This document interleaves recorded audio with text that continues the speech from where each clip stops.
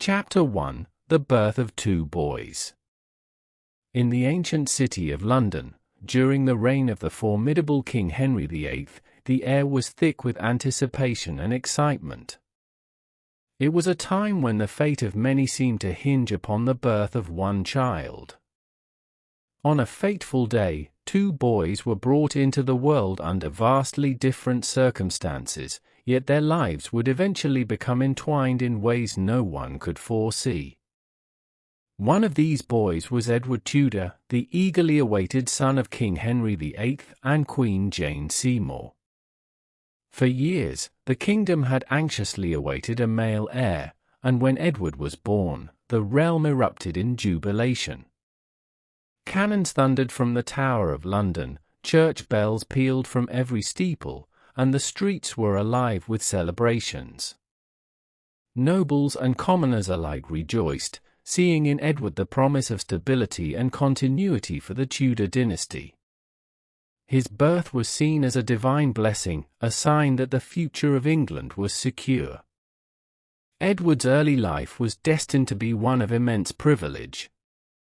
Swaddled in the finest silks and cradled in a gilded cradle, he was immediately surrounded by a retinue of courtiers, nurses, and tutors.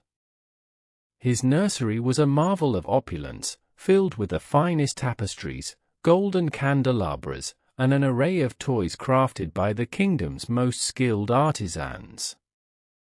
The future Prince of Wales was the very embodiment of England's hopes and dreams, and every aspect of his upbringing was designed to prepare him for his eventual ascension to the throne.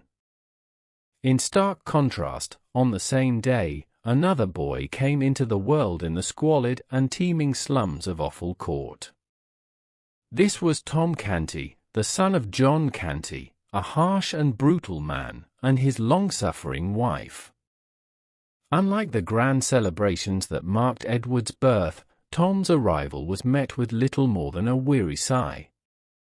The Canty family lived in abject poverty, crammed into a tiny, dilapidated room in one of London's poorest districts.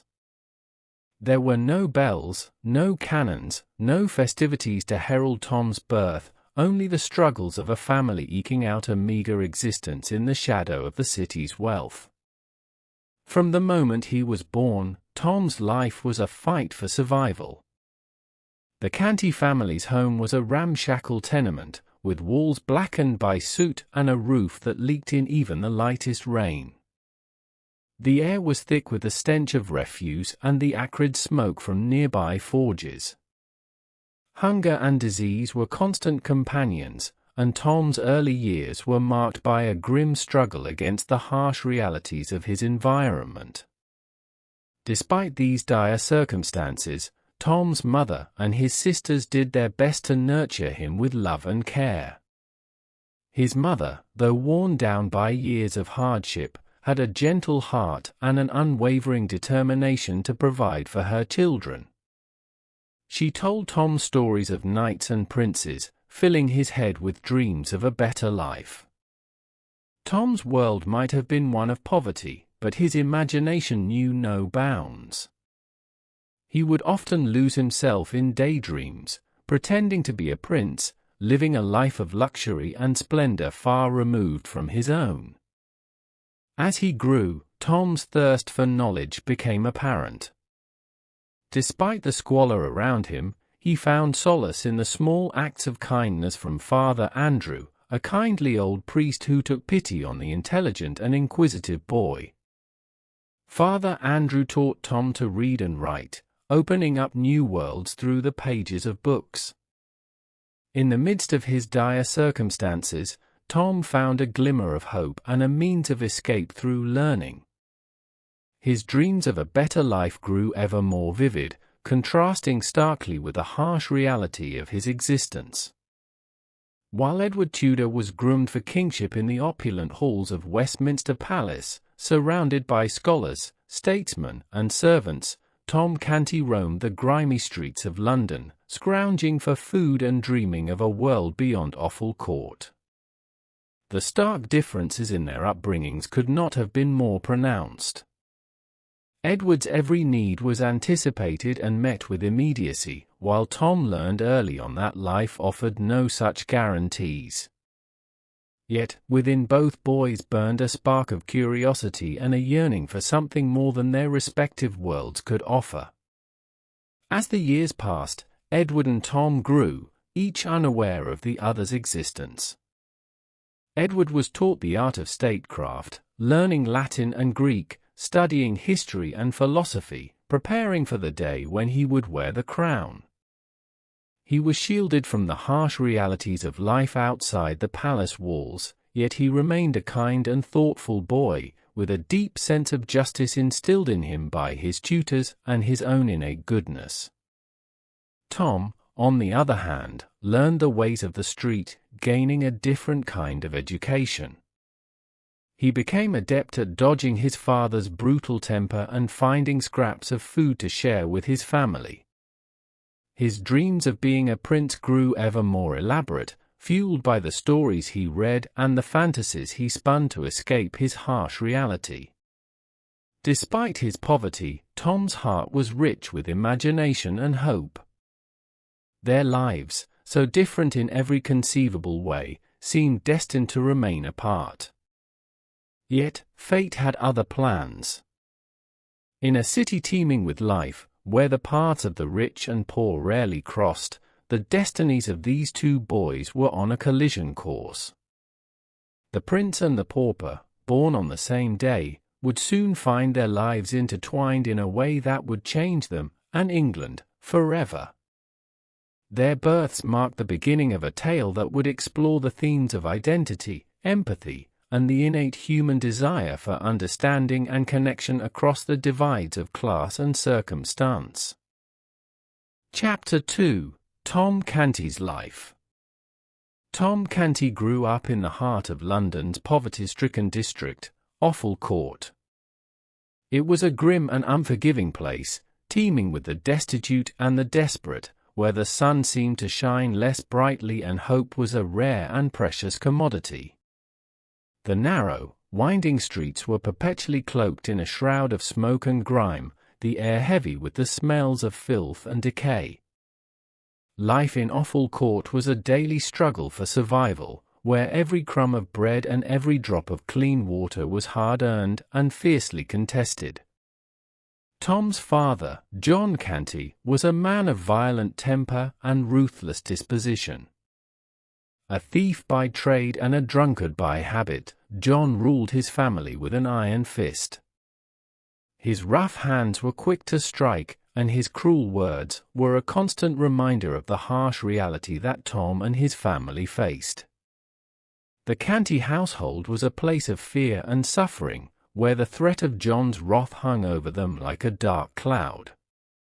Tom, his mother, and his two sisters, Bet and Nan, bore the brunt of his father's brutality, each bearing silent witness to the other's pain.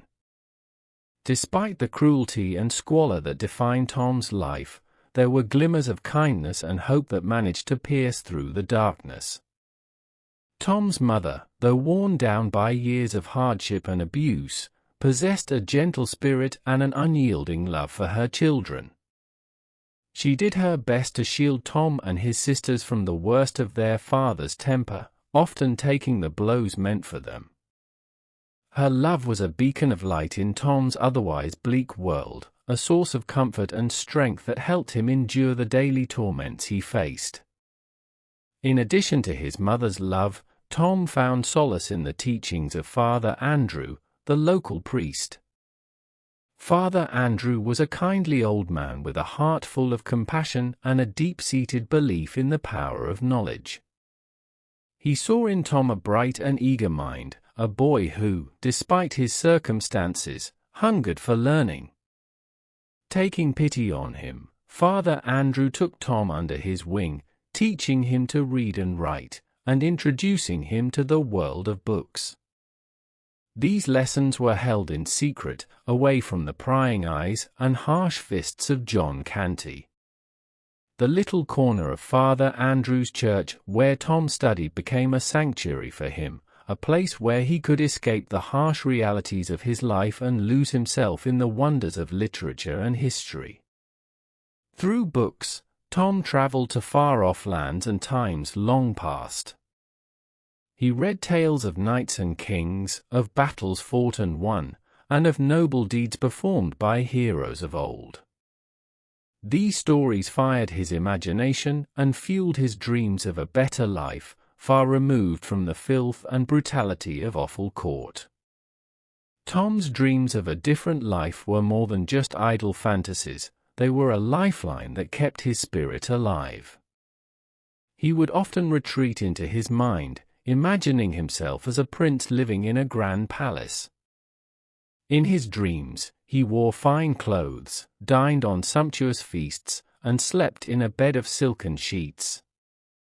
He was a beloved ruler, wise and just, surrounded by loyal subjects and protected by brave knights. These fantasies were a stark contrast to his real life, but they gave him something precious: hope.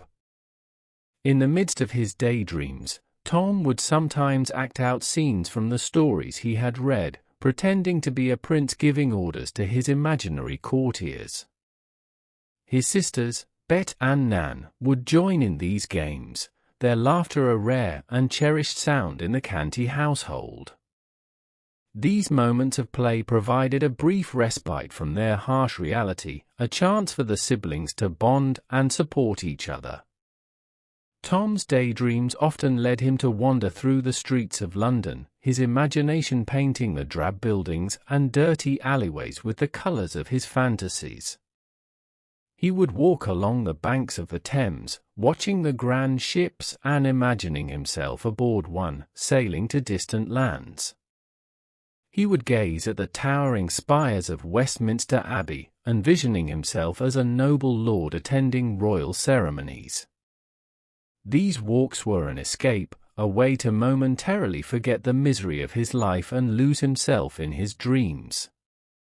Despite the hardships he faced, Tom's gentle nature and quick wit earned him the friendship and admiration of his neighbors.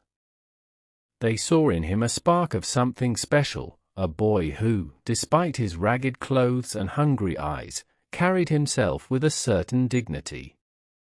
The other children of Offal Court looked up to him, and even the hardened adults respected his determination and resilience. Tom's encounters with the street children of London provided him with a unique education in the ways of the world. He learned to navigate the dangers of the city, to avoid the constables, and to find the best places to beg for scraps. He developed a keen sense of empathy, understanding the struggles and sufferings of those around him. These experiences, though harsh, shaped Tom's character, making him compassionate and resourceful. As Tom grew older, his dreams of a better life became more persistent. He began to envision a future where he could rise above his circumstances, where he could escape the clutches of poverty and live a life of dignity and respect. He knew that education was his only ticket out of Offal Court, and he clung to his lessons with Father Andrew with a fierce determination. Every new word he learned, every new story he read, was a step closer to his dream. Yet, despite his hopes and dreams, the reality of Tom's life remained harsh. John Canty's temper showed no signs of abating, and the beatings continued. Tom's body bore the marks of his father's rage, but his spirit remained unbroken. He found strength in his dreams and in the love of his mother and sisters. He vowed to himself that one day, he would escape Offal Court and find a better life for himself and his family.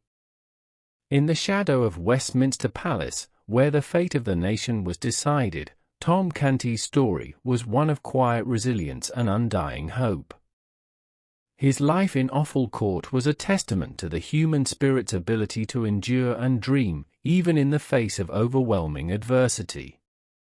Little did he know that his dreams of a better life would soon intersect with the life of a boy born to unimaginable privilege, setting in motion a chain of events that would change their lives and the course of history forever. Chapter 3: Edward Tudor's Life.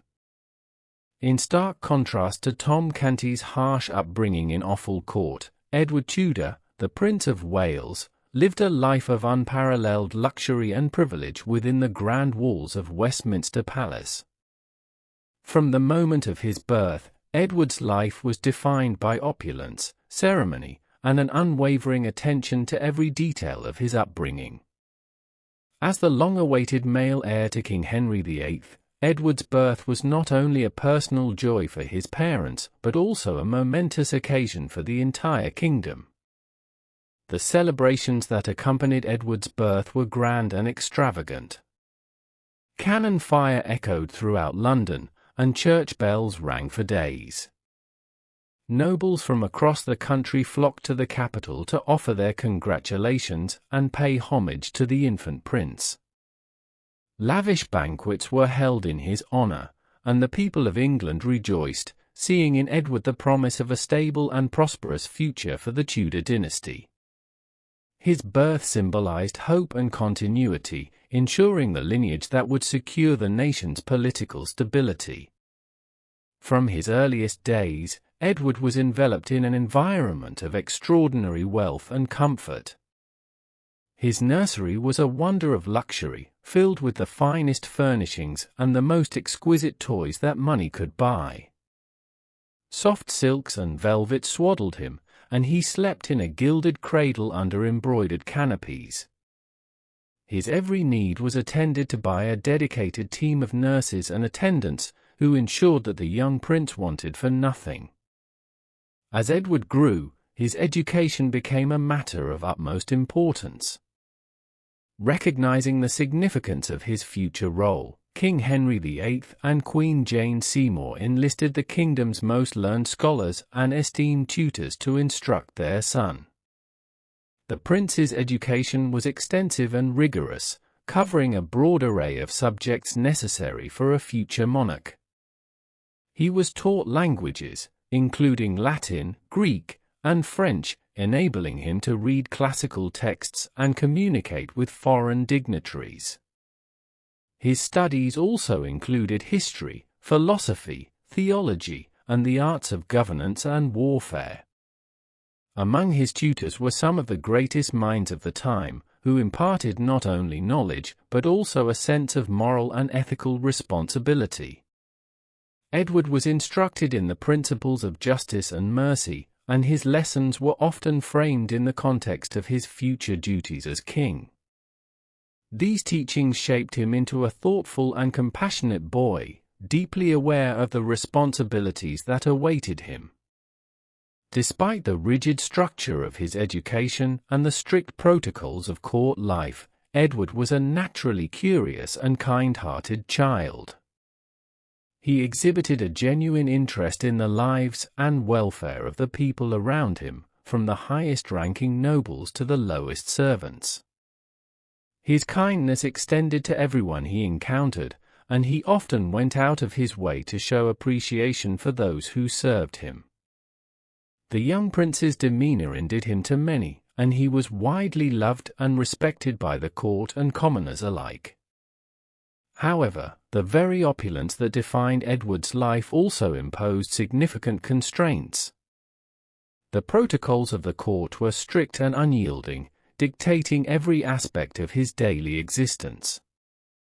His movements were closely monitored, and his interactions were carefully managed to maintain the decorum expected of a royal heir.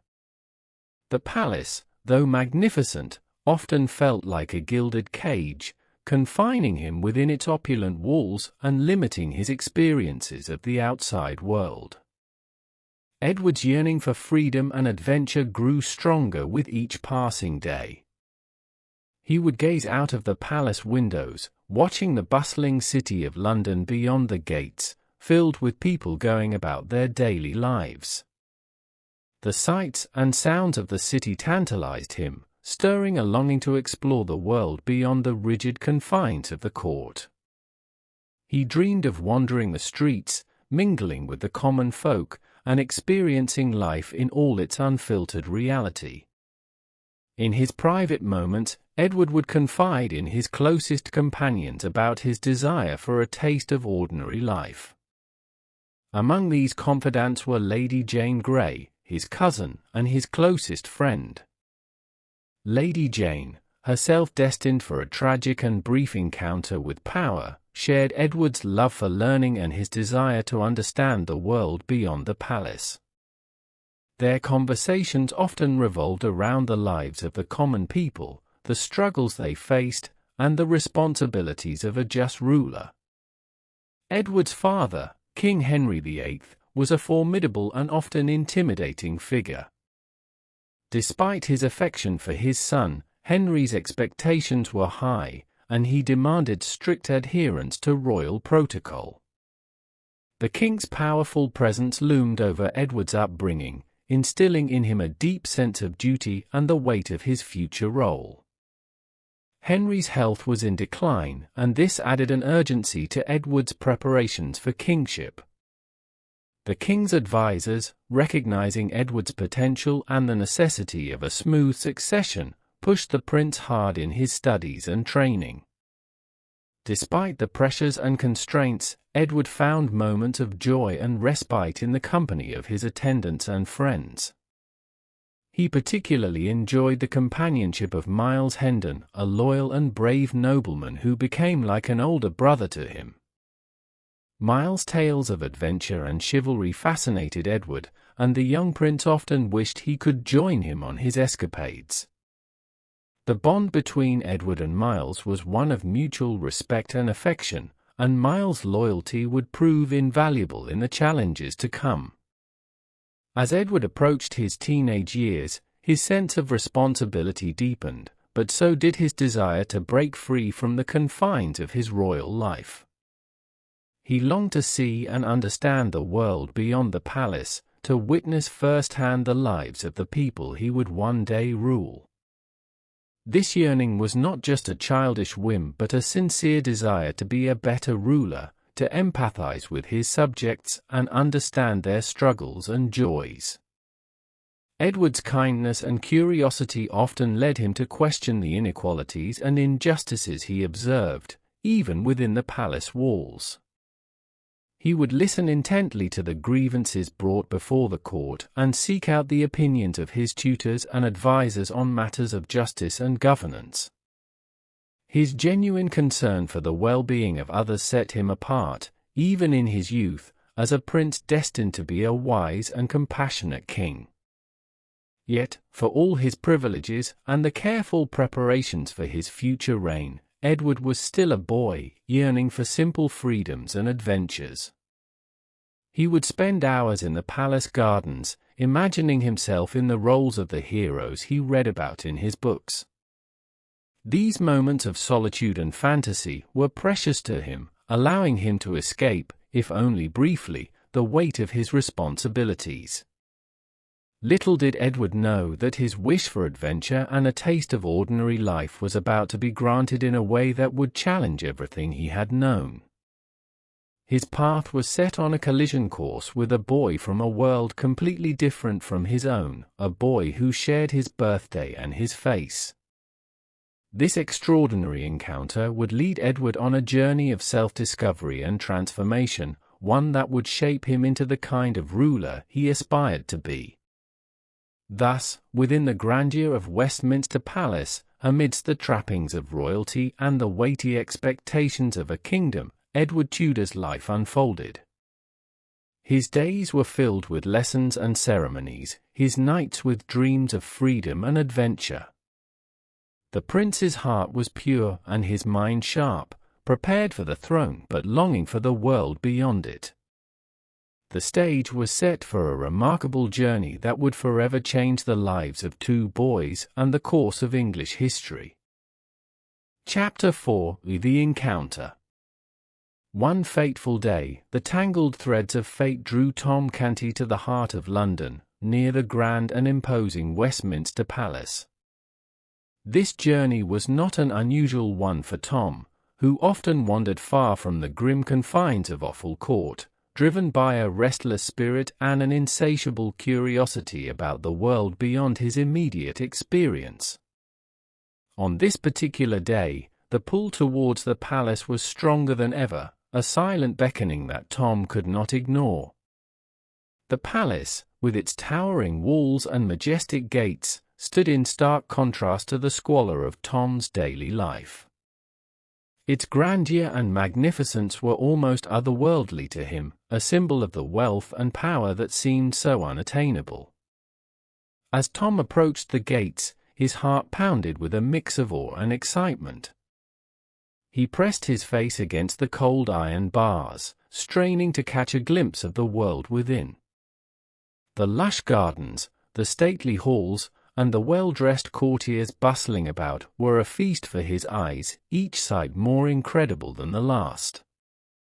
At that very moment, within the walls of the palace, Edward Tudor, the Prince of Wales, was taking his customary afternoon walk. The prince's life, though filled with luxury, often felt confined by the rigid protocols of the court. Today, however, something different caught his eye. As he strolled near the gates, he noticed a boy about his age, his face pressed against the bars, watching the palace grounds with a mixture of wonder and longing. Edward was immediately struck by the boy's appearance. His clothes were tattered, his face smudged with dirt, yet his eyes shone with a bright, keen intelligence. Overcome with a sudden impulse, Edward approached the gates. He called out to the boy, who jumped back in surprise, unsure if he was about to be scolded or chased away. Instead, Edward's voice was kind and curious. "What is your name, boy?" he asked. "Tom Canty, sir," the boy replied, bowing as best as he could, his heart racing. Intrigued by Tom's evident curiosity and his polite manner despite his ragged appearance, Edward felt a surge of empathy. He saw in Tom something he had been longing for, a glimpse of a world beyond the palace walls, unfiltered by the layers of protocol and privilege. "Come inside," Edward said, gesturing for the guards to open the gates. Tom could hardly believe his ears. He hesitated, looking around to see if this was some sort of jest, but the gate swung open, and he was ushered into the palace grounds. The grandeur of the place was overwhelming. Tom felt as though he had stepped into one of his own daydreams, where he often imagined himself as a prince in such a splendid setting. Edward led Tom to a secluded garden, away from the prying eyes of the courtiers and servants. Here, amidst the blooms and fountains, the two boys began to talk. They spoke of their lives, each finding the other's world fascinating and almost unimaginable. Edward listened with rapt attention as Tom described the harsh realities of life in Offal Court, the constant struggle for food, the brutality of his father, and the small joys he found in his studies with Father Andrew. In turn, Tom was captivated by Edward's tales of courtly life, the lessons with esteemed tutors, the grandeur of the royal banquets, and the burdens of royal duties. As they spoke, an extraordinary realization dawned upon them: they looked remarkably alike. Both boys had the same features, the same build, and the same coloring. It was as if they were twins separated at birth, born into entirely different worlds. This uncanny resemblance sparked an idea, initially a fanciful notion, but quickly growing into a thrilling possibility. What if, Edward proposed with a gleam in his eye, we were to swap clothes? Just for a short while, so we might each see what it is like to live the other's life. Tom's heart leaped at the suggestion. It was a dream come true, a chance to step into the shoes of a prince, even if only for a few moments. Edward, too, was eager.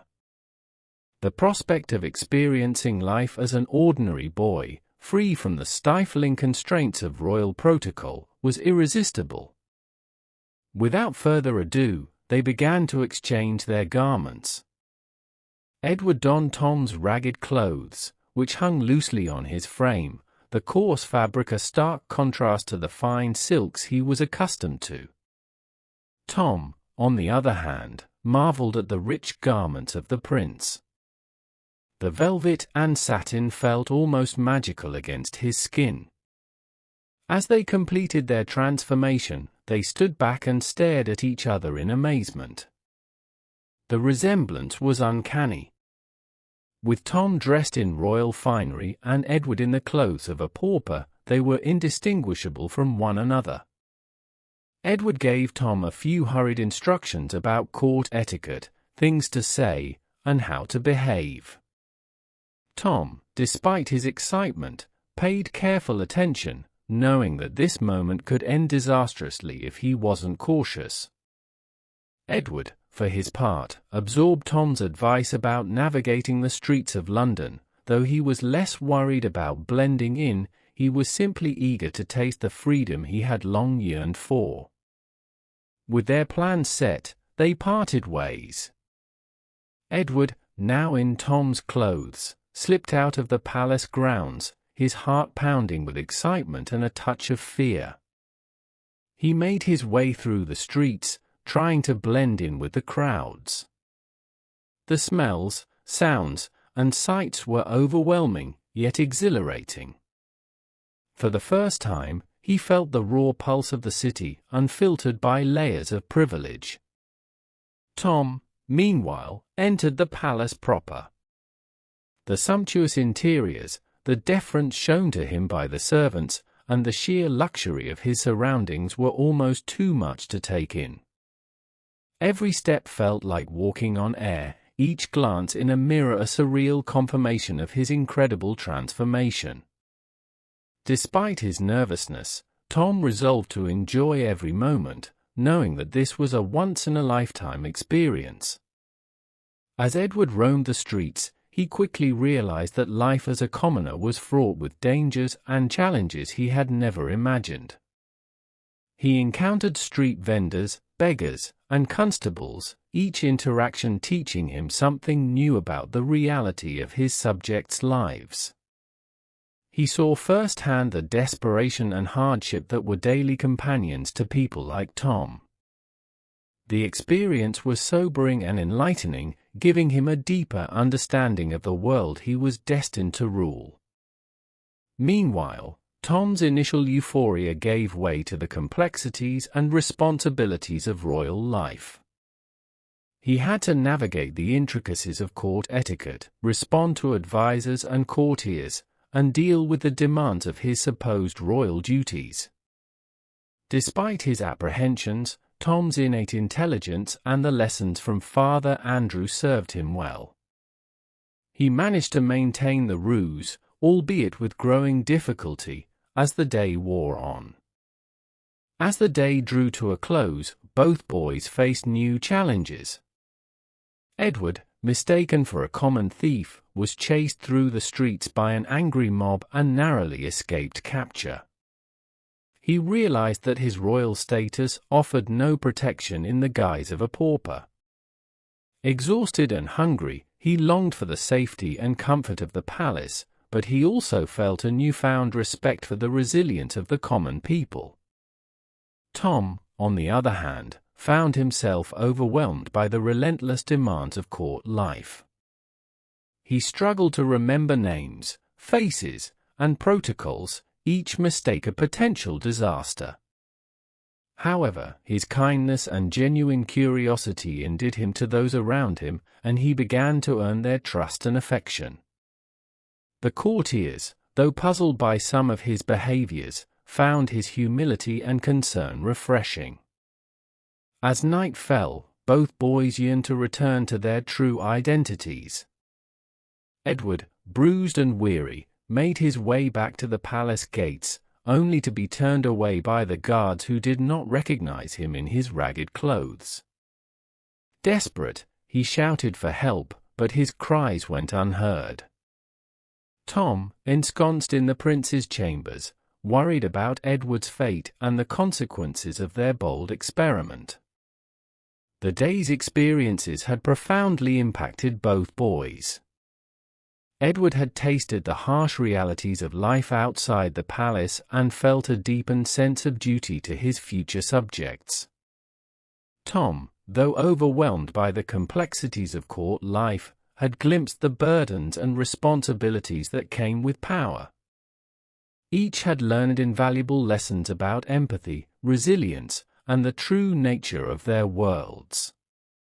As the boys struggled to find their way back to their original lives, their encounter had set in motion a series of events that would challenge their identities and reshape their destinies. The prince and the pauper, united by fate and curiosity, were about to embark on a journey that would test their courage, wisdom, and compassion in ways they could never have imagined. Chapter 5: The Switch. Dressed in each other's clothes, Edward Tudor and Tom Canty stood face to face, stunned by the uncanny resemblance they shared. It was a surreal moment, as if they were looking into a mirror that reflected not their own images, but the lives of the other. For a brief instant, they hesitated, unsure of what to do next. But the spark of adventure that had ignited their plan now burned brightly within them, driving them forward into the unknown. With a mischievous glint in his eye, Edward, now clad in Tom's ragged attire, stepped out of the palace gates. He could hardly contain his excitement, relishing the prospect of exploring the city streets incognito. Yet, as he crossed the threshold, his heart quickened with a mixture of exhilaration and apprehension. The world outside the palace walls was both alluring and intimidating, a realm of uncertainty and possibility. At first, Edward's steps were tentative, his senses overwhelmed by the sights, sounds, and smells of the bustling city. He walked with purpose, yet with a sense of wonder, taking in the unfamiliar sights and sounds with every step. The faces of the people he passed were a kaleidoscope of expressions, some curious, some indifferent, and some openly hostile. Edward felt a pang of empathy for the common folk, realizing for the first time the hardships they faced. As he wandered through the streets, Edward's princely demeanor and regal bearing clashed with his ragged appearance. Passers-by glanced at him with suspicion, their eyes lingering on his threadbare clothes and dirt-streaked face. Edward tried to maintain an air of nonchalance, but inwardly, he felt a growing sense of unease. He was acutely aware of the dangers lurking in the shadows, the thieves, the beggars, the rough characters who prowled the alleys and lanes. Suddenly, Edward's idyllic adventure took a dark turn. Mistaken for a common thief by the palace guards, he found himself pursued through the narrow streets by an angry mob. Panic surged through him as he dodged and weaved through the throng, his heart pounding in his chest. He tried to call out for help, to explain his true identity, but his pleas fell on deaf ears. To the guards and the crowd, he was just another street urchin, a faceless beggar to be driven away. Meanwhile, inside the palace, Tom Canty stood frozen in the midst of the opulent chambers, his eyes wide with disbelief. The weight of his borrowed finery pressed heavily upon him, each intricate stitch and embroidered crest a reminder of the gulf that separated him from his true station in life. He tried to muster the confidence and poise befitting a prince, but he felt like an impostor in his own skin. Tom's attempts to convince the courtiers of his true identity were met with skepticism and disbelief. They stared at him incredulously, unable to reconcile the image of the ragged urchin before them with the image of the well-bred prince they knew. Tom struggled to maintain his composure, his heart racing with fear and uncertainty. He feared that any misstep, any wrong word or gesture, would betray him and expose the truth of his deception. As the hours passed, Edward and Tom found themselves ensnared in the tangled web of each other's lives. Edward, now cast adrift in the chaotic streets of London, struggled to evade capture and find his way back to the safety of the palace. With every passing moment, his desperation grew, his princely facade crumbling under the weight of his predicament. He longed for the comfort of his chambers, the familiar faces of his friends, and the reassuring presence of his father. Meanwhile, Tom faced his own challenges within the palace walls. Though he tried his best to play the part of the prince, he found himself out of his depth, drowning in a sea of courtly etiquette and political intrigue. The courtiers whispered among themselves, casting doubtful glances in his direction, and Tom felt the weight of their scrutiny bearing down upon him. He knew that his charade could not last forever, that the truth would inevitably be revealed. As the sun dipped below the horizon and darkness descended upon the city, Edward and Tom's worlds collided once more.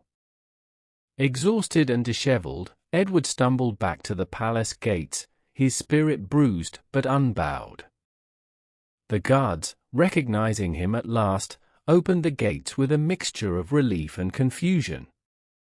Inside, the palace was abuzz with rumors of the prince's disappearance, and Edward's return sparked a flurry of activity as servants rushed to attend to him. Tom, meanwhile, was brought before the king himself, his true identity finally revealed. King Henry VIII stared at him with a mixture of astonishment and curiosity, unable to comprehend how a pauper had managed to infiltrate the royal court. Tom recounted the events of the day with a mixture of trepidation and humility, admitting his deception but also expressing his admiration for the prince and his desire to experience life beyond the confines of Offal Court. In the aftermath of their extraordinary encounter, Edward and Tom found themselves forever changed. They had glimpsed the lives of the other, walking in each other's shoes and experiencing the joys and sorrows, the triumphs and challenges, of worlds so different yet strangely interconnected. Theirs was a tale of mistaken identity and unlikely friendship, of courage and resilience in the face of adversity. As they stood before the king, Edward and Tom shared a moment of mutual understanding, a silent acknowledgement of the bond forged between them. Though their paths diverged once more, each boy carried with him the lessons learned from their extraordinary switch, the importance of empathy, the value of friendship, and the power of compassion to bridge the divides that separate us.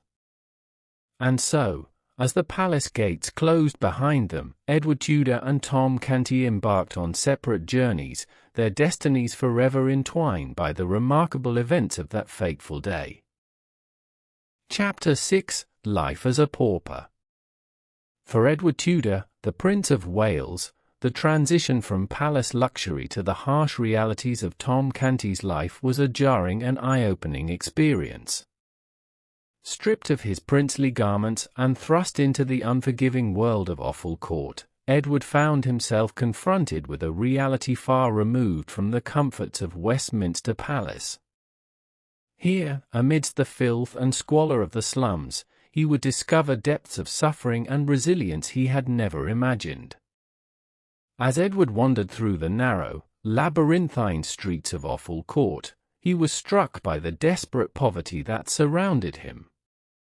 The air was thick with the stench of decay, and the buildings leaned precariously, their crumbling facades a testament to the neglect and despair of their inhabitants. Ragged children played in the gutters, their laughter tinged with hunger and longing.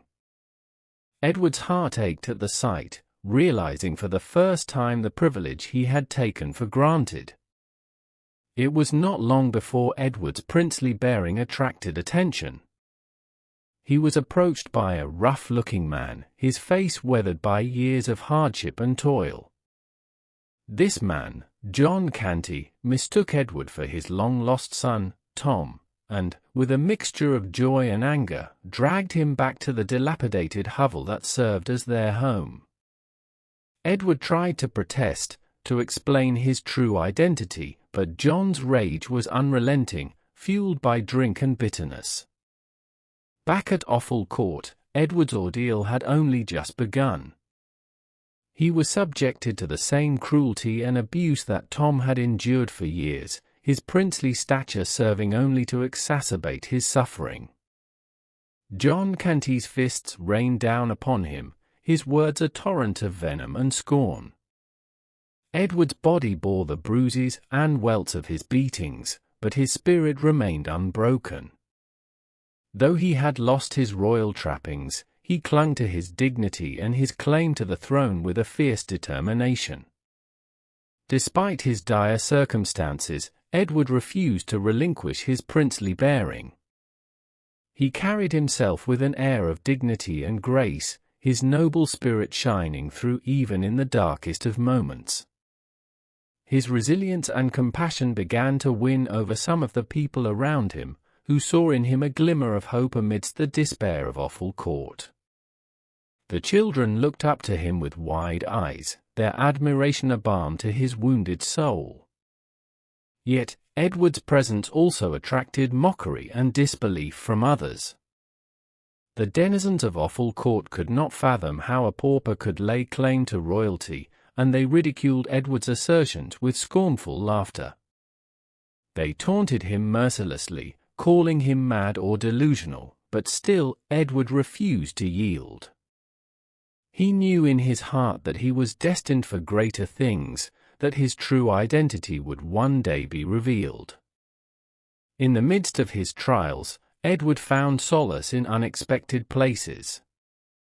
He formed unlikely friendships with the other residents of Offal Court, sharing their burdens and offering what comfort he could. He listened to their stories, their hopes and dreams, their fears and sorrows, and he vowed to help them however he could. His compassion and kindness endeared him to many, earning him a measure of respect and admiration in a world where such qualities were rare. As the days turned into weeks, Edward's resolve only grew stronger. Despite the hardships he faced, he remained steadfast in his belief that he was meant for something greater. He clung to the memories of his life as a prince, drawing strength from the knowledge that he was heir to the throne of England. His dreams of reclaiming his rightful place sustained him through the darkest moments, guiding him through the labyrinth of uncertainty and despair. And so, amidst the poverty and suffering of Offal Court, Edward Tudor forged a new identity for himself, a prince in pauper's clothing, a beacon of hope in a world of darkness.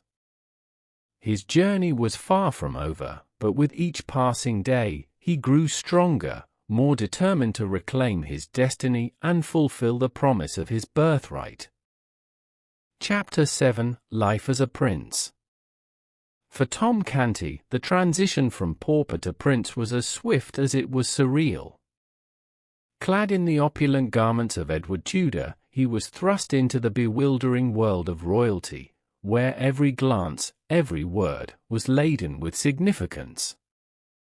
The palace, with its towering spires and ornate halls, seemed like a dream, a gilded cage that held him captive in a world he barely understood. At first, Tom was overwhelmed by fear and confusion, his heart pounding with every step he took. He was acutely aware of his own inadequacies, his lack of education and refinement glaring in the midst of the courtly splendor. Yet, despite his trepidation, Tom resolved to face his new reality with courage and dignity. He drew strength from the memory of Edward's instructions, the lessons he had learned about court etiquette and royal protocol. As Tom navigated the complexities of court life, he found unexpected allies in the form of Lady Jane Grey and Lord Hertford. Lady Jane, with her gentle demeanor and keen intellect, took Tom under her wing, guiding him through the intricacies of courtly etiquette and offering him words of encouragement when doubt threatened to overwhelm him. Lord Hertford, a loyal and trusted advisor to the king, provided Tom with invaluable counsel and support, helping him navigate the treacherous waters of politics and intrigue.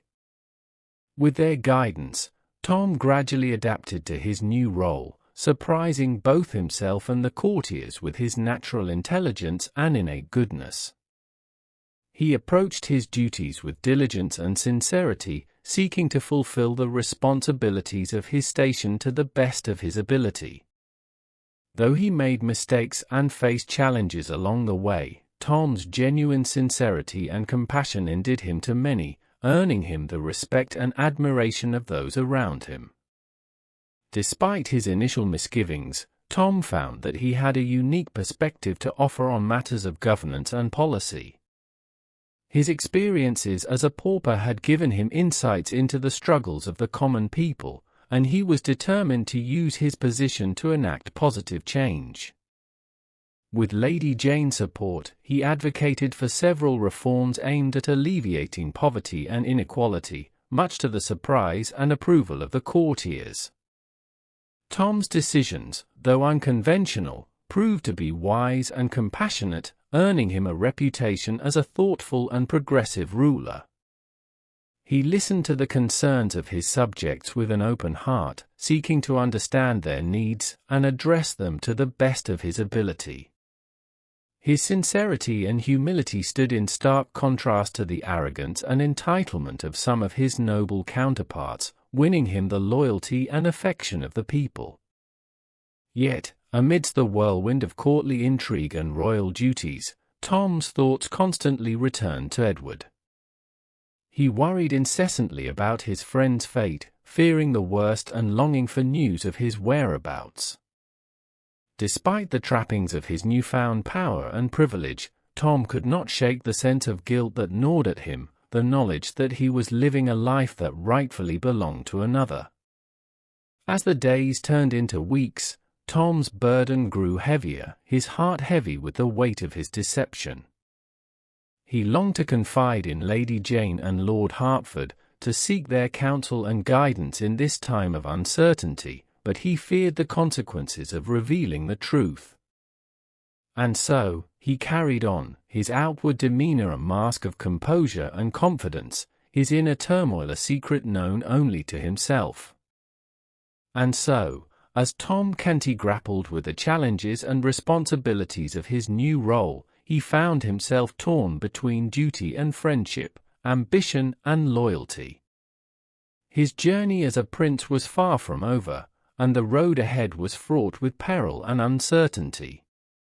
Yet, with Lady Jane and Lord Hertford by his side, he faced the future with courage and determination, knowing that his true test lay not in the halls of power, but in the depths of his own heart. As Tom Canty continued to navigate the intricate maze of court life, he found himself confronting new challenges at every turn. Despite his best efforts to maintain the facade of the prince, doubts and insecurities gnawed at him, threatening to unravel the carefully constructed illusion he had created. Tom's lack of formal education and training in matters of statecraft became increasingly apparent as he grappled with the complexities of governance. He struggled to comprehend the intricacies of diplomacy and foreign policy, often relying on Lady Jane and Lord Hertford for guidance and counsel. Yet, despite his initial shortcomings, Tom possessed a keen intellect and a natural intuition that served him well in his new role. As Tom immersed himself in the affairs of state, he began to implement several reforms aimed at improving the lives of his subjects. Drawing upon his own experiences growing up in poverty, he advocated for measures to alleviate hunger, homelessness, and injustice. His initiatives garnered widespread support among the common people, who hailed him as a champion of the downtrodden and oppressed. Yet, even as Tom endeavored to enact positive change, he faced opposition from powerful forces within the court. Nobles and courtiers, resentful of his sudden rise to prominence, sought to undermine his authority at every opportunity. They whispered malicious rumors and plotted behind closed doors, seeking to exploit Tom's perceived weaknesses for their own gain. Amidst the political maneuvering and intrigue, Tom's thoughts remained consumed by concern for Edward. He yearned for news of his friend's whereabouts, fearing the worst yet holding on to hope that Edward was safe. Tom's guilt weighed heavily upon him, a constant reminder of the deception that had led him to this precarious position.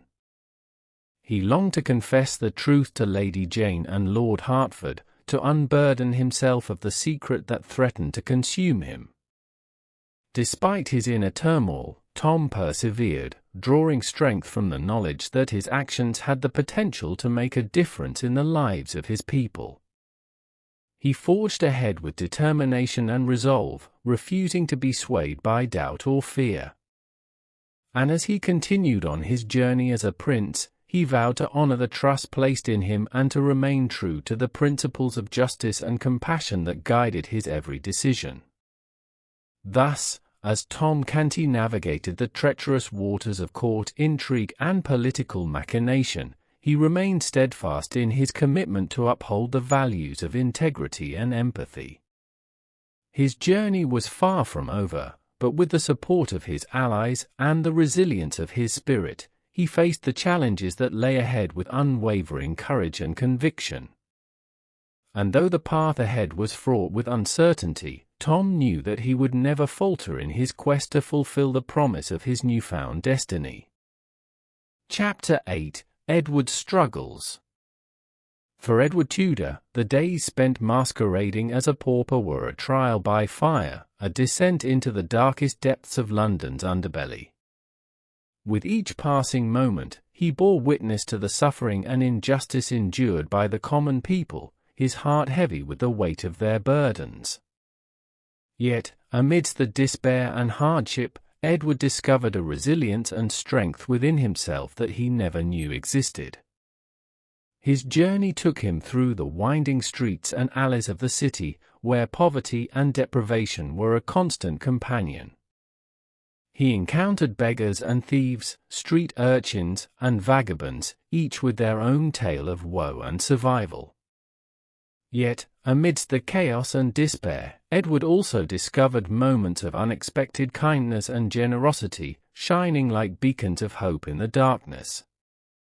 One such encounter led him to a humble dwelling on the outskirts of the city, where he met a kind but impoverished family struggling to make ends meet. The warmth and hospitality they extended to him touched Edward deeply, reminding him of the simple joys and pleasures that were often taken for granted in the palace. Despite their own hardships, the family welcomed him into their home with open arms, offering him food and shelter in his time of need. As Edward spent time with the family, he listened to their stories, their hopes and dreams, their fears and sorrows. He learned of the struggles they faced, the hunger that gnawed at their bellies, the fear that haunted their dreams, the uncertainty of their future. Yet, despite their hardships, they remained steadfast in their faith and their resilience, finding solace in the bonds of family and community. Yet, Edward's idyllic respite was short-lived, shattered by the arrival of the brutal Ruffler gang, a band of ruthless criminals who preyed upon the vulnerable and the weak. Their leader, a fearsome figure known only as Black John, cast a shadow of terror over the neighborhood, his cruelty and violence striking fear into the hearts of all who crossed his path.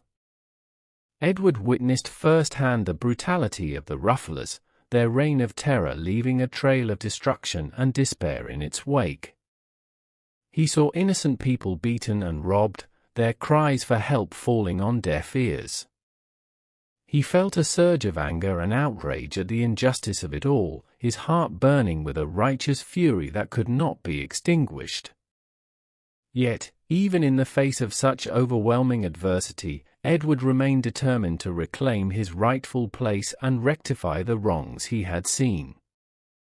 He vowed to put an end to the tyranny of the Rufflers, to restore hope and justice to the people of London.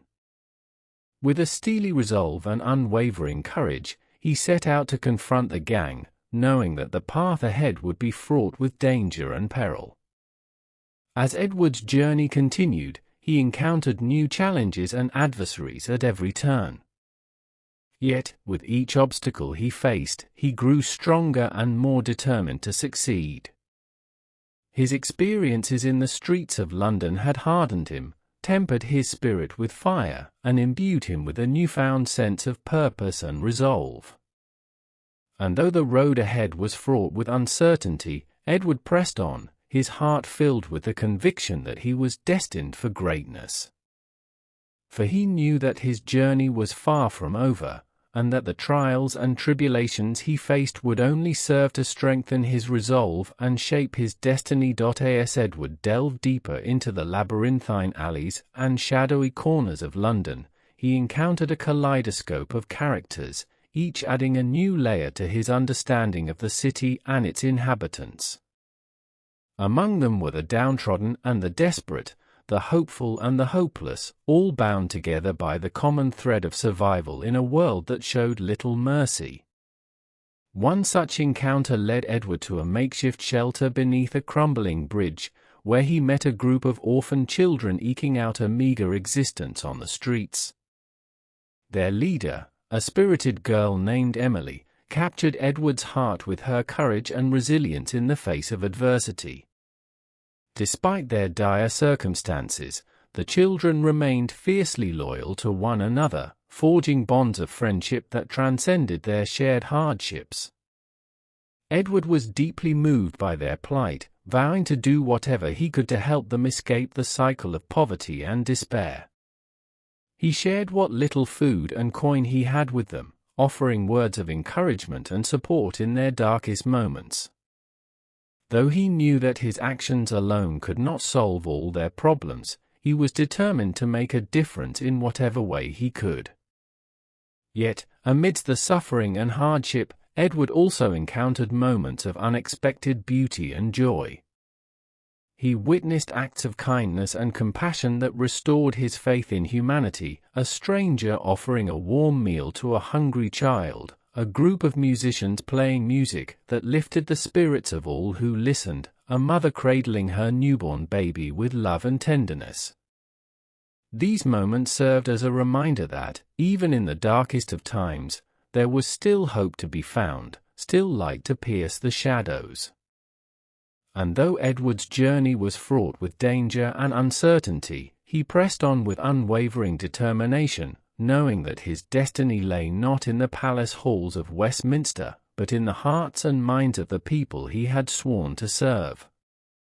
As Edward's quest to reclaim his rightful place as prince continued, he found himself drawn deeper into the heart of the city's underworld, where danger lurked around every corner.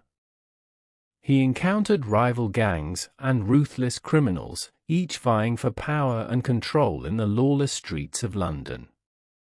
Yet, despite the ever-present threat of violence and betrayal, Edward remained resolute in his determination to bring about change.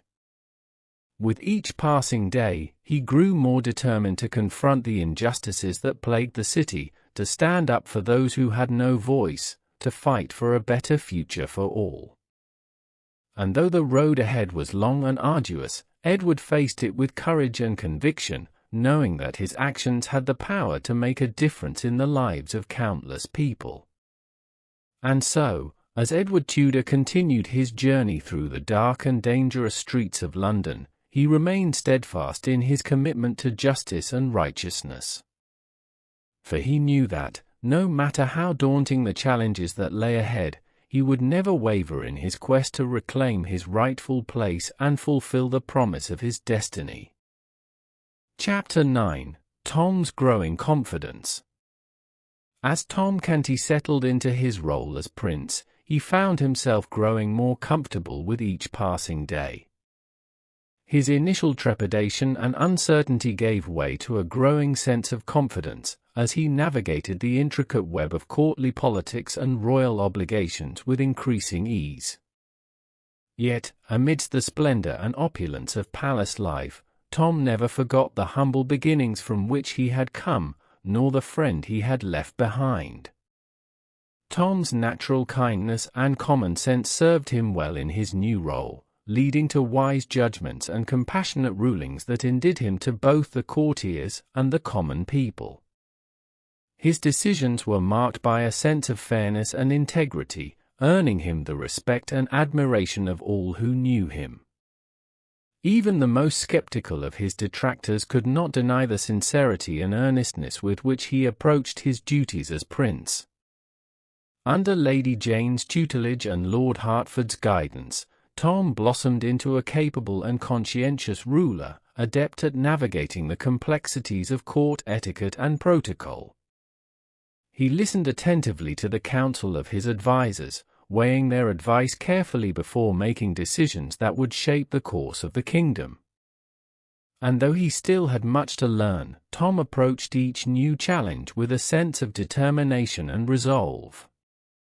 Yet, amidst the trappings of power and privilege, Tom remained haunted by the memory of his friend, Edward. He constantly sought information about his whereabouts, hoping against hope for news of his safe return. Each day brought new rumors and whispers, each one fueling Tom's anxiety and uncertainty. And though he tried to remain optimistic, a part of him feared the worst, that Edward was lost to him forever. Tom also grappled with the ethical dilemma of enjoying the luxuries of palace life while Edward suffered in his place. He struggled to reconcile the comforts and privileges he now enjoyed with the knowledge of his friend's plight, his conscience weighed down by guilt and remorse. He wondered if he had betrayed Edward in some way, if he had abandoned him to a fate worse than death.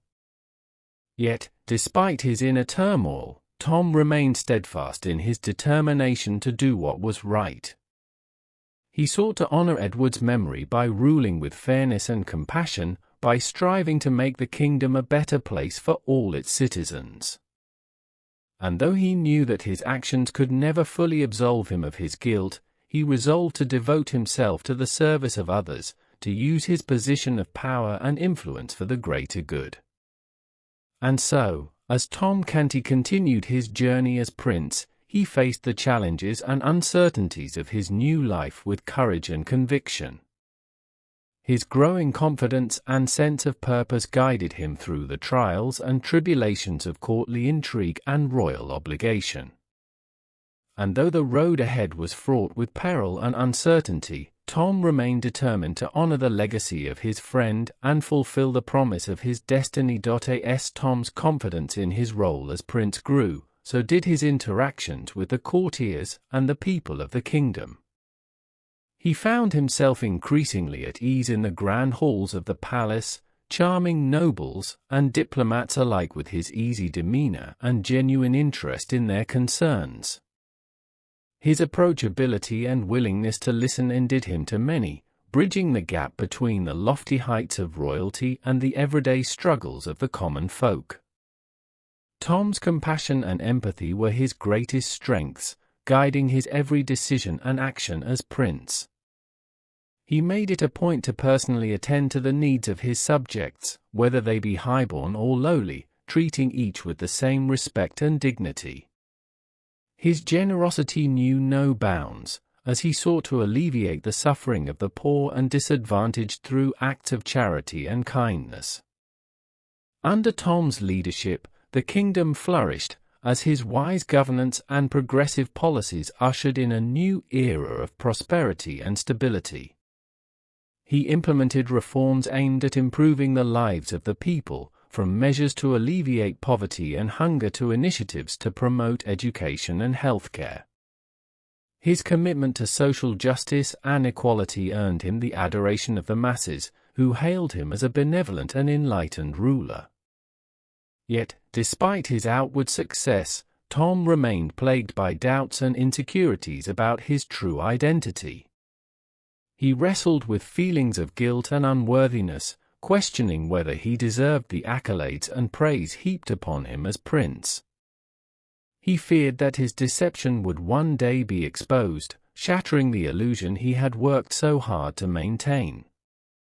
But amidst the turmoil of his inner conflict, Tom found solace in the knowledge that his actions as prince were driven by a genuine desire to do good in the world.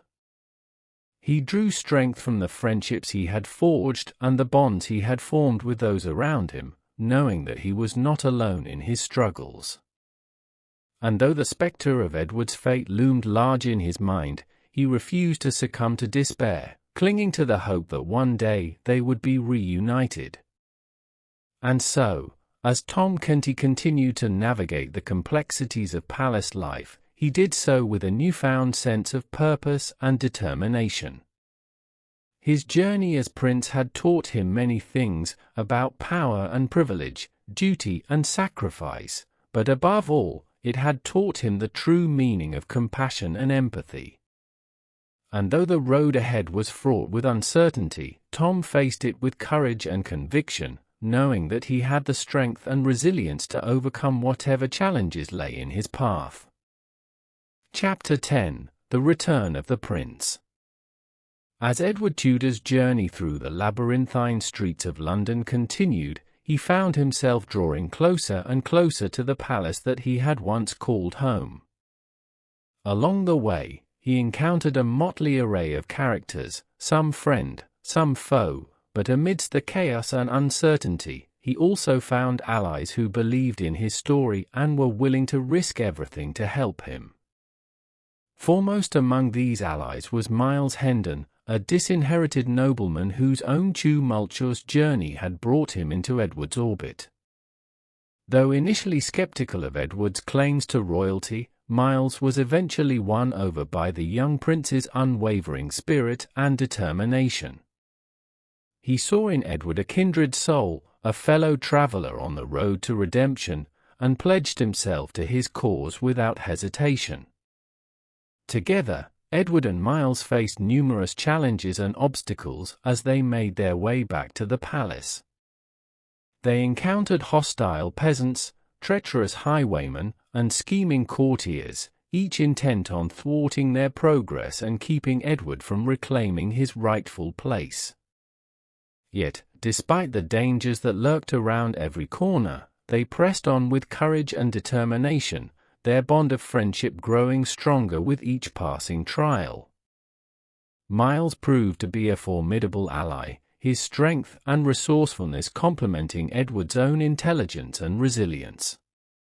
Together, they weathered the storms of adversity, drawing upon each other's strengths to overcome whatever obstacles stood in their path.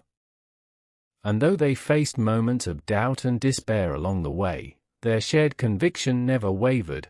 They would see this journey through to its end, no matter the cost.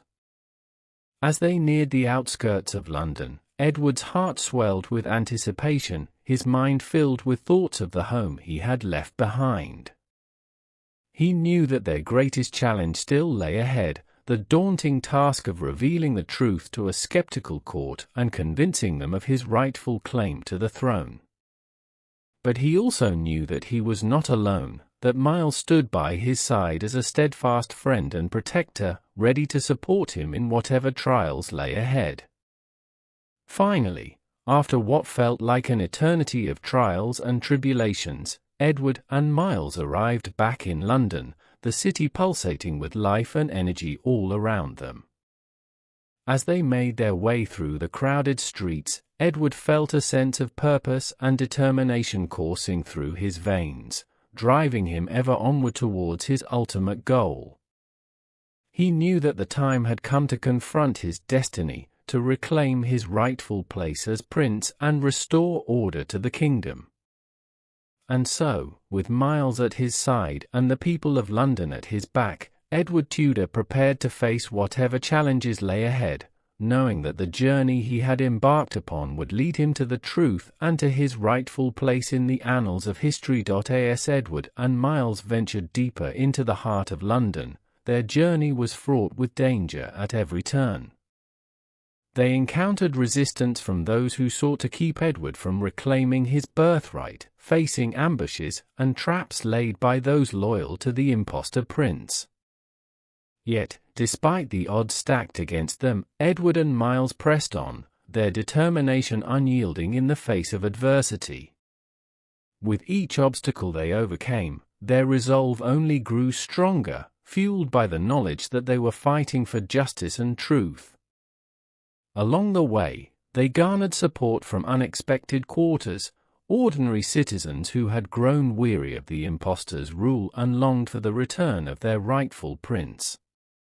These brave souls offered their aid and assistance to Edward and Miles, providing them with shelter, supplies, and valuable information to aid in their quest.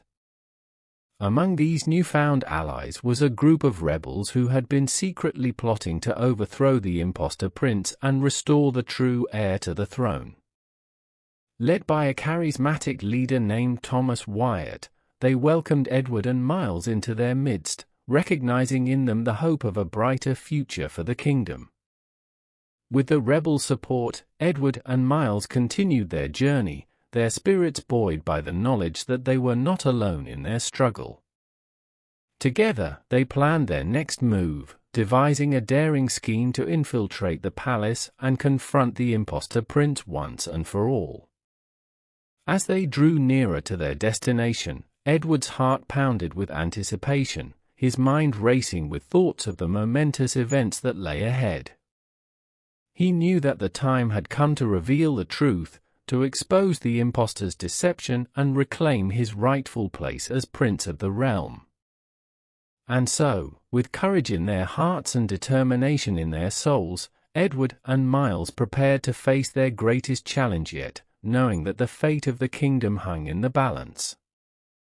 For they understood that the return of the true prince would bring an end to tyranny and oppression, ushering in a new era of peace and prosperity for all who called England their home. Chapter 11: The Coronation Day.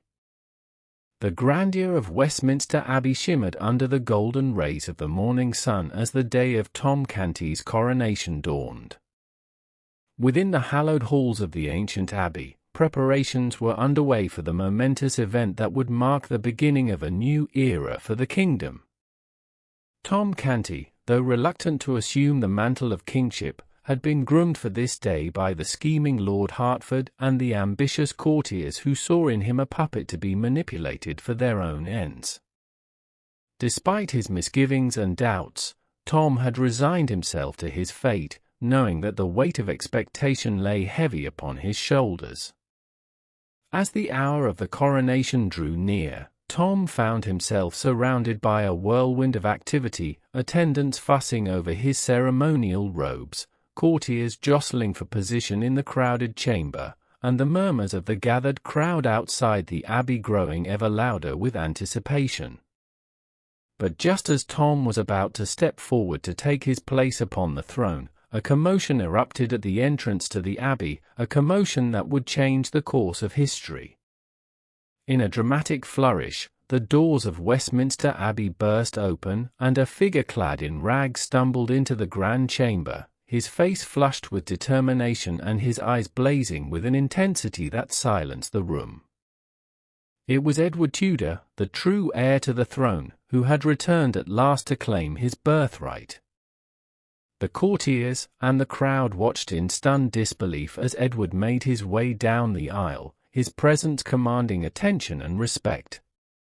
Whispers of disbelief rippled through the assembly as they struggled to comprehend the magnitude of what was unfolding before their eyes. But Tom Canty, to his credit, recognized Edward at once, his heart leaping with a mixture of relief and joy. Without hesitation, he stepped forward to confront the impostor prince, confirming Edward's true identity with a solemn declaration that echoed through the hallowed halls of Westminster Abbey.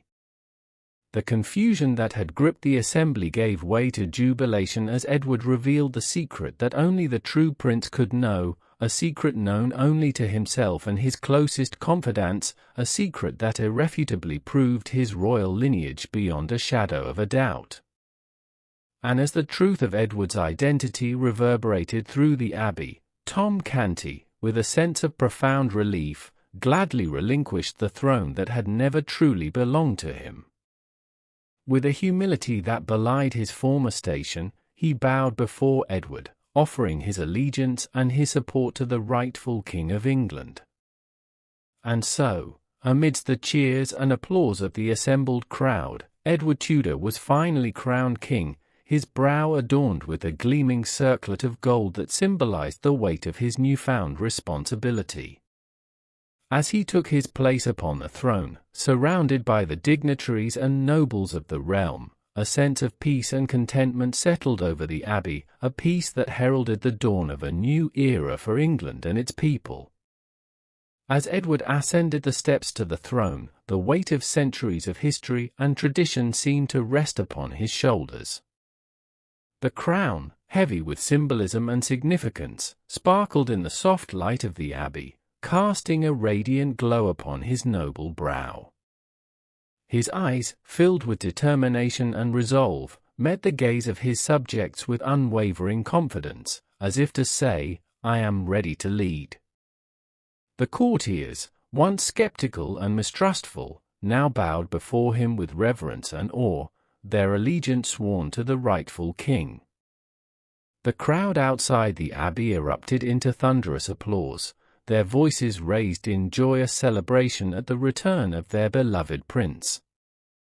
For Edward Tudor, this moment was the culmination of a journey that had tested his courage and resolve to the very limits of his endurance. From the squalid streets of London to the hallowed halls of Westminster Abbey, he had fought against overwhelming odds to reclaim his birthright, facing hardship and adversity with unwavering determination. But he had not done it alone. Beside him stood Miles Hendon, the loyal friend and protector who had stood by his side through thick and thin, risking life and limb to ensure his safe return. Miles's steadfast loyalty and unwavering support had been a beacon of hope in the darkest hours of Edward's journey, guiding him through the perils of the unknown with courage and conviction.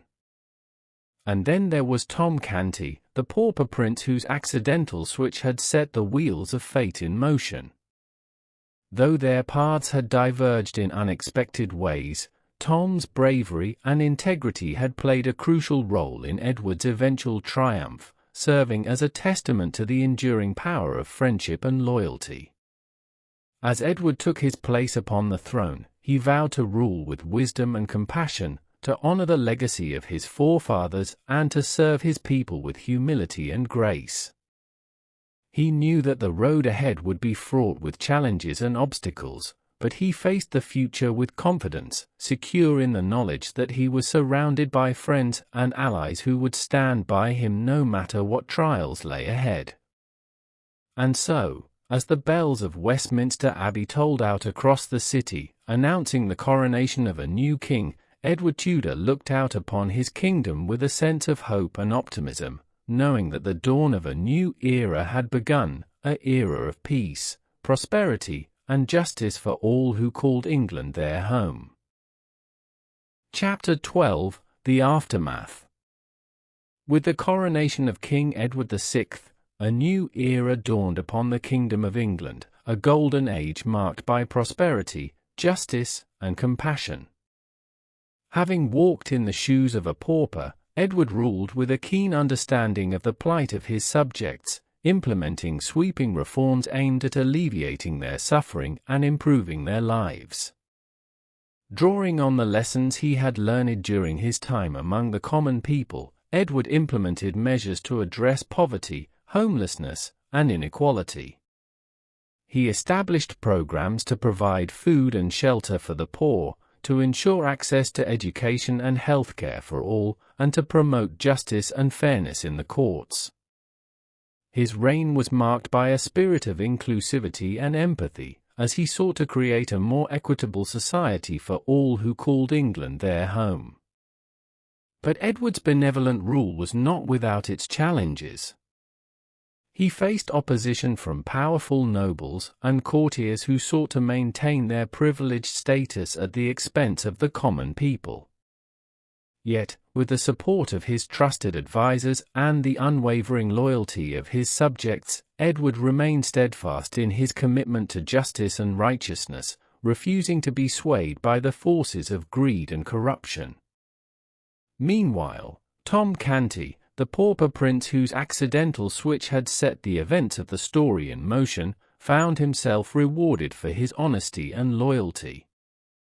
Recognizing the pivotal role that Tom had played in his own journey to the throne, Edward bestowed upon him a position of honor within the court, ensuring that his friend would be rewarded for his bravery and integrity.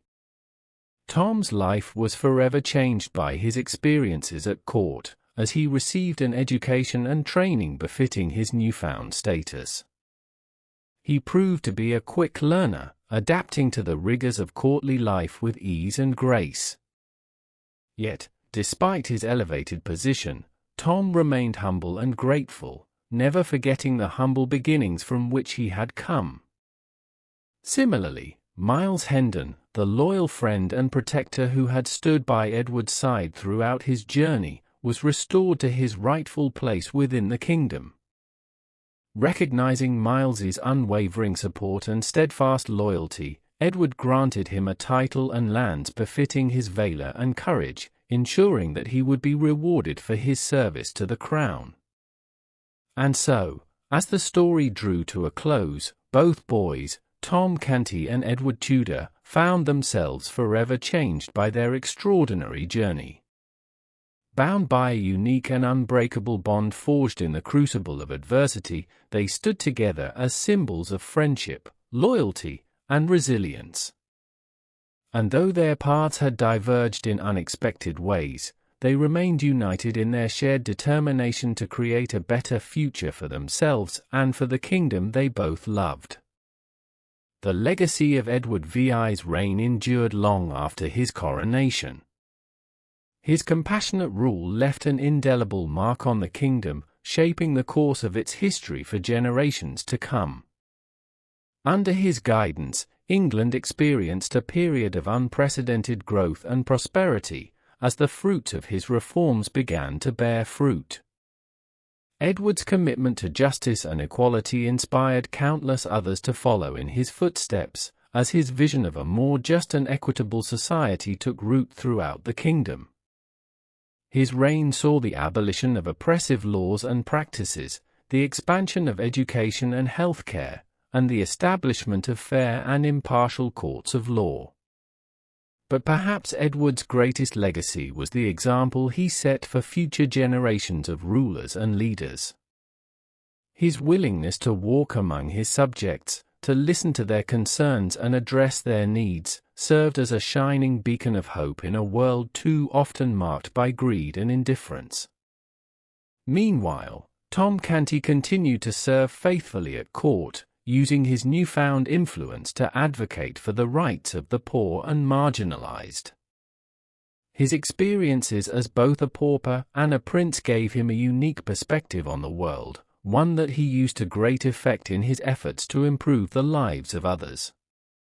And Miles Hendon, ever the loyal friend and protector, remained by Edward's side, his unwavering support a constant source of strength and inspiration. Together, they faced the challenges of ruling a kingdom with courage and determination, secure in the knowledge that they had each other's backs. As the years passed, the bond between Edward, Tom, and Miles only grew stronger, transcending the boundaries of class and status that had once divided them. Though their lives had taken them down different paths, they remained united in their shared experiences and shared values, bound together by a friendship forged in the crucible of adversity. And so, as the sun set on Edward VI's reign, the Kingdom of England stood on the brink of a bright and hopeful future, guided by the principles of justice, compassion, and equality that had come to define his rule. And though their journey had been long and arduous, Edward, Tom, and Miles could take pride in knowing that they had played a vital role in shaping the destiny of their kingdom, and that their legacy would endure for generations to come.